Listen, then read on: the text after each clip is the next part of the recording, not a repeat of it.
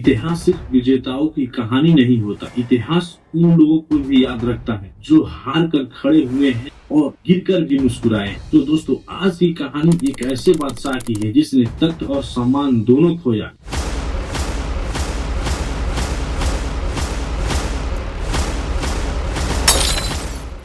यह कहानी है मुगल सम्राट हुमायूं की। हुमायूं का जन्म 6 मार्च 1508 ईस्वी को काबुल में हुआ था। वह कोई साधारण राजकुमार नहीं था, वह मोहम्मद जहीरुद्दीन बाबर का बेटा था। वह बाबर जिसने हिंदुस्तान में मुगल साम्राज्य की नींव रखी। लेकिन बाबर का बेटा होना कोई तख्त की गारंटी नहीं होता।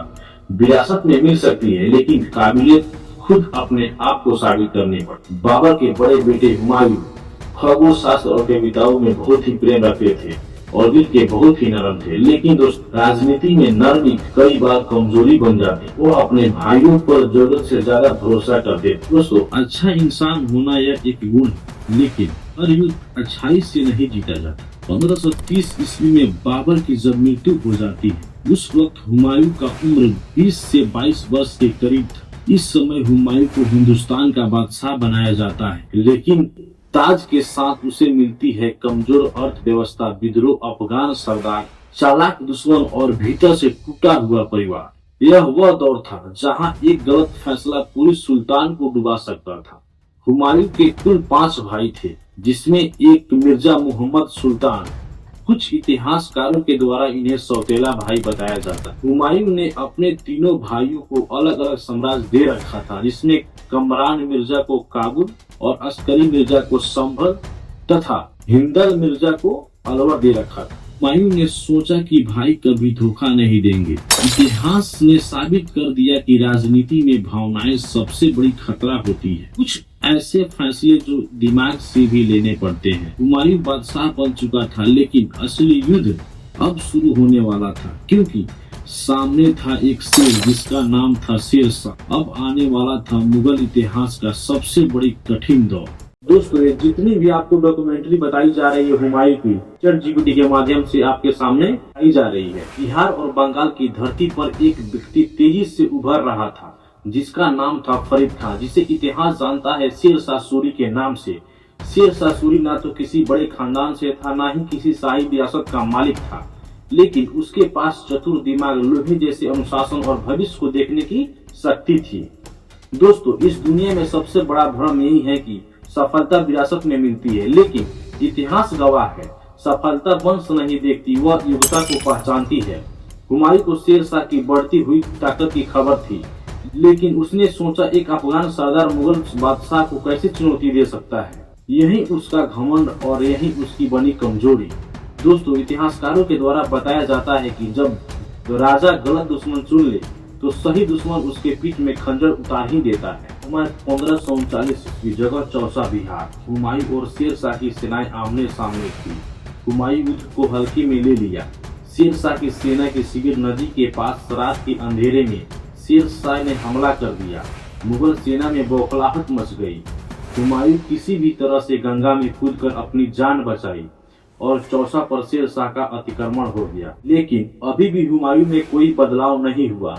उसने उसी समय गांव आया, सेना को दोबारा से इकट्ठा किया और फिर अपने भाइयों पर भरोसा किया, और फिर इधर शेरशाह हर दिन मजबूत होता जा रहा था। लेकिन दोस्तों, हुमायूं की यह बड़ी लापरवाही सन 1540 ईस्वी में कनौज का युद्ध हुआ, जिसमें शेरशाह ने बेहतर रणनीति बनाई, सेना को अनुशासित रखा और सही समय पर आक्रमण किया, और फिर शेरशाह ने कन्नौज पर जीत हासिल कर लिया। लेकिन दोस्तों, यह शेरशाह के लिए कोई आसान जीत नहीं थी। यही जीत दिल्ली सल्तनत को बदलने वाली थी, और फिर शेरशाह ने हिंदुस्तान का नया शासक बन गया। और अब हुमायूं ना तो हिंदुस्तान का बादशाह रहा, ना ही उसके पास अपना साम्राज्य बचा और ना ही सम्मान बचा। दोस्तों, अभी भी उसकी कहानी खत्म नहीं हुई, क्योंकि जो व्यक्ति गिरकर खुद को पहचान ले वही इतिहास बदलता है। ईरान के शाह तहमपस ने हुमायूं को शरण ही नहीं दिया, उसके साथ साथ सेना सहायता, हथियार, प्रशिक्षित फौजी और युद्ध रणनीति की सहायता दी। हुमायूं अब वही नरम दिल बादशाह नहीं रहा, वहीं से सतर्क और अनुभवी बादशाह बन गया। फिर उसके बाद हुमायूं ने 1545 ईस्वी में सबसे पहले कंधार पर हमला किया दोस्तों यह कंधार वही जगह है जिसको उसके भाई ने धोखे से छीन लिया था और फिर इस बार हुमायूं ने भावनाओं से नहीं रणनीति के साथ लड़ा और कंधार को जीत हासिल कर लिया। अब हुमायूं के लिए यहाँ पर एक बहुत ही बड़ी चुनौती खड़ा हो जाती है जिसमें उसके तीनों भाइयों उनके खिलाफ साजिश रचने लगते हैं। लेकिन दोस्तों हुमायूं बिल्कुल टूट चुका था, अब वह भावनाओं पर भरोसा नहीं करता था और इस बार भी हुमायूं ने अपनी नरमी से पेश नहीं हुआ और फिर अपने भाइयों से टकरार करता रहा और कमरान को अंधा कर दिया, अस्करी को हज के लिए भेज दिया तथा जिंदल को युद्ध में मार दिया गया। और दोस्तों अब यहाँ पर हुमायूं के लिए दिल्ली सल्तनत का लक्ष्य साफ दिखाई दे रहा था, क्योंकि भारत में शेर शाह सूरी मर चुका था और उसके उत्तराधिकारी कमजोर हो चुके थे और आपस में बट भी चुके थे और यही सही समय था दोस्तों।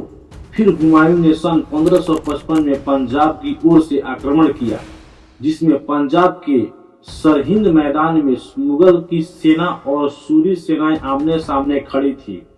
काफी देर आक्रमण हुआ और उसके बाद बिल्कुल इतिहास बदल गया और मुगल सेना की जीत हुई। उसके बाद फिर दिल्ली का रास्ता साफ खुल चुका था और फिर हुमायूं ने 23 जुलाई 1555 ईस्वी को दिल्ली के लिए वापस लौटा। वहीं लाल किला, वहीं दरबार, वहीं तख्त, लेकिन अब आदमी बदल चुका था। दरबार में सन्नाटा था, हर आंखों में हैरानी।